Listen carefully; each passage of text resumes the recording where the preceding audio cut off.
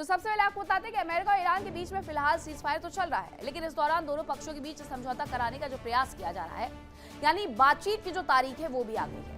हालांकि सवाल यह है कि क्या समझौता होगा, क्योंकि अमेरिका और ईरान एक दूसरे की शर्तें मानना कतई नहीं चाहते हैं और दोनों की शर्तें ऐसी है जो दोनों ही एक राय आसानी से लगाते हुए नहीं दिख रहे हैं। इस बीच अमेरिका की टेंशन बढ़ाने वाली एक रिपोर्ट भी सामने आई है, जिसके मुताबिक ईरान बहुत मजबूत स्थिति में है।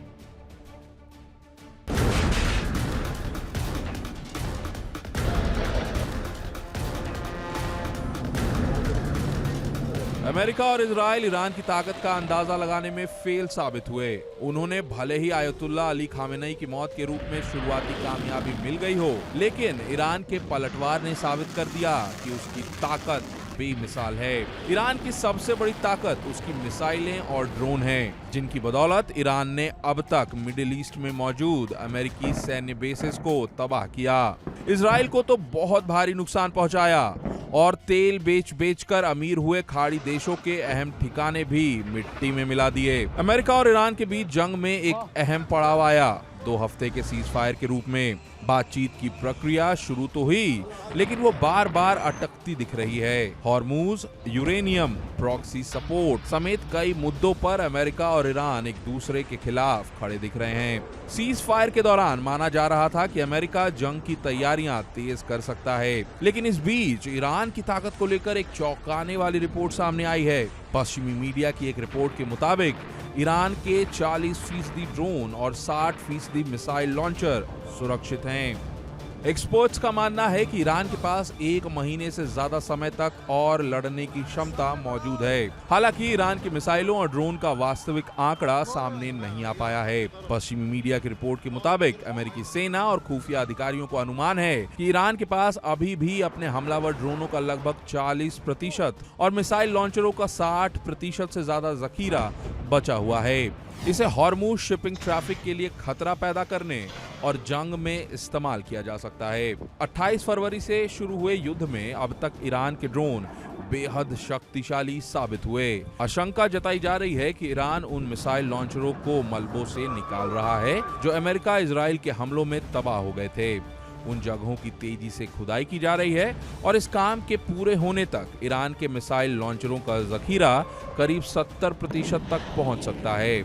यानी युद्ध से पहले ईरान के पास मौजूद मिसाइल लॉन्चरों का करीब 70% हिस्सा 40 दिन तक जंग लड़ने के बाद भी मौजूद रहेगा। ईरान की मिसाइलें काफी एडवांस्ड हैं। माना जा रहा है कि संघर्ष विराम के समय ईरान ने करीब 100 ऐसे मिसाइल लॉन्चिंग सिस्टम बर्बाद किए, जिन्हें गुफाओं और बंकर में छिपा कर रखा गया था, जिससे उसके लॉन्चरों की संख्या बढ़कर युद्ध के पहले के स्तर का लगभग 60% तक पहुंचने की उम्मीद है।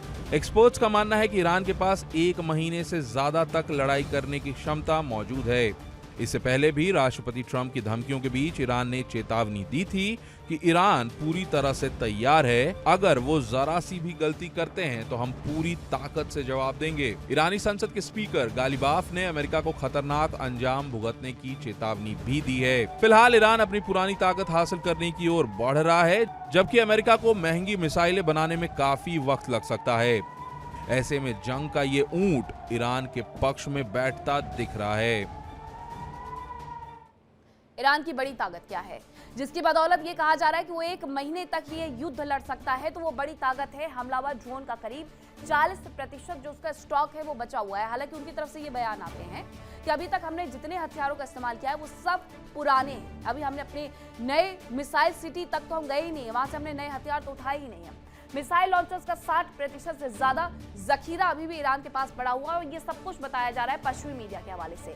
मलबे के नीचे दबे मिसाइल लॉन्चर्स को निकाला जा रहा है ईरान की तरफ से, ताकि उनका इस्तेमाल एक बार वो फिर से कर सके और यही उसकी बड़ी ताकत भी बन जाती है। करीब 70% तक मिसाइल लॉन्चर्स का स्टॉक उसका पहुंच सकता है, ये भी बताया जाता है। यानी अभी तक उसने जो ये युद्ध लड़ा है उसमें सिर्फ और सिर्फ 30% मिसाइलों का ही इस्तेमाल किया है। 70% अभी उसके पास और जो स्टॉक है वो बचा हुआ बताया जा रहा है।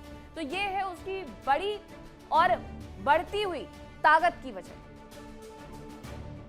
लेकिन इस सब के बीच में बातचीत का एक रास्ता भी अख्तियार किया जा रहा है, ताकि इस युद्ध से किसी तरीके से बाहर निकला जा सके। इस युद्ध से अमेरिका की बाहर निकलने की जो छटपटाहट है वो तेज हो गई है, जब ईरान की तरफ से यह कहा गया कि वो बातचीत के लिए तैयार नहीं है, तब उसने पाकिस्तान को आगे करके मान मनोबल के लिए कबूतर बना करके आसिम मुनीर को भेज दिया मैसेंजर के तौर पर। लेकिन दूसरी तरफ ईरान इस बात पर डटा रहा कि वो बातचीत नहीं करेगा, लेकिन अमेरिका उससे बातचीत करना चाहता है और किसी तरीके से उसे टेबल पर ला रहा है। कल जब ये बातचीत होगी तो उस पर भी नजर रहेगी।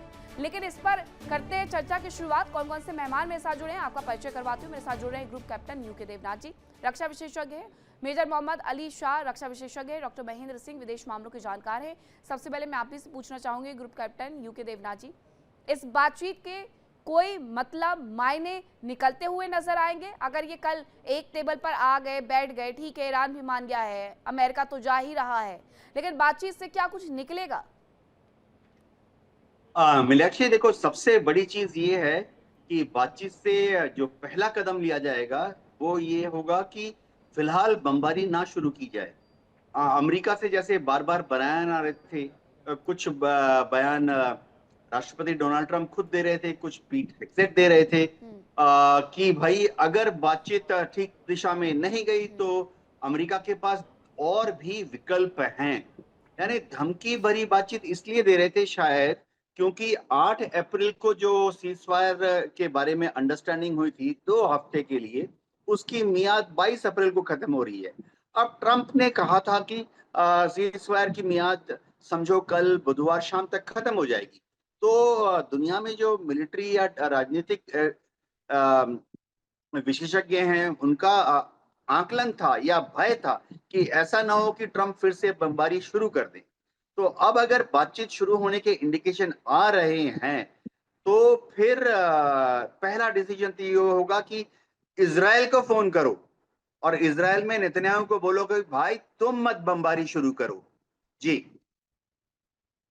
बिल्कुल सर, ये बेहद महत्वपूर्ण बातें हैं कि आखिरकार किस तरीके से अब ये दोनों देश बातचीत की टेबल पर तो आ रहे हैं, लेकिन बातचीत से बस यही समझने की कोशिश की जाती है कि जो बमबार्डिंग हो रही है वो दरअसल ना हो। मेजर मोहम्मद अली शाह जी, इस पूरे मुद्दे पर ईरान बार बार इनकार करते रहा, जिसके पीछे की वजह टुस्का भी रहा है। लेकिन इसके साथ साथ हॉर्मुज पर नाकेबंदी को लेकर के उनकी तरफ से कहा गया था कि अमेरिका सबसे पहले यहाँ से नाकेबंदी को हटा ले, लेकिन अमेरिका नाकेबंदी तो नहीं हटा रहा है। बावजूद इसके ईरान माना कैसे बातचीत की टेबल पर आने के लिए? देखिए मीनाक्षी जी, ईरान को पाकिस्तान पे बिल्कुल भी ट्रस्ट, भरोसा, एतबार नहीं रहा है। अमेरिका ने इतिहास में भी कई मर्तबा धोखा दिया है। बातचीत कर रहे हैं, शांति की बातचीत कर रहे हैं, पीछे से खंजर फूका है पीठ के अंदर। तो ईरान को क्यों भरोसा होगा? और फरवरी की शुरुआत में 4 फरवरी को टू बी प्रिसाइज ईरान और अमेरिका की बातचीत भी हुई थी और दोनों पक्षों ने कहा था कि भाई अच्छी शुरुआत हुई है। तो अगर दोनों पक्षों ने बोला कि अच्छी शुरुआत हुई है और बातचीत एक पीस ब्रोकर होने वाली थी, फरवरी के आखिर में अमेरिका ने इजराइल के साथ ईरान पे हमला कर दिया। मैं तो कहूंगा कि धोखे से हमला कर दिया ना, क्योंकि जब बातचीत चालू थी, हालांकि ईरान की भी तैयारी थी कि किसी भी टाइम ये धोखा दे सकता है। हमने इस्लामाबाद टॉक्स में देखा इस्लामाबाद टॉक्स 1 शांति वारदात की बात हो रही थी। अमेरिका से कौन आए डेलीगेशन में? डोनाल्ड ट्रंप के रिश्तेदार आए, उनके करीबी आए। ईरान से कौन आया? ईरान से पढ़े लिखे, पीएचडी, डॉक्टरेट, समझदार लोग आए। उसी से ही दर्शाता है कि अमेरिका कितना सीरियस थी पीस टॉक्स को लेकर।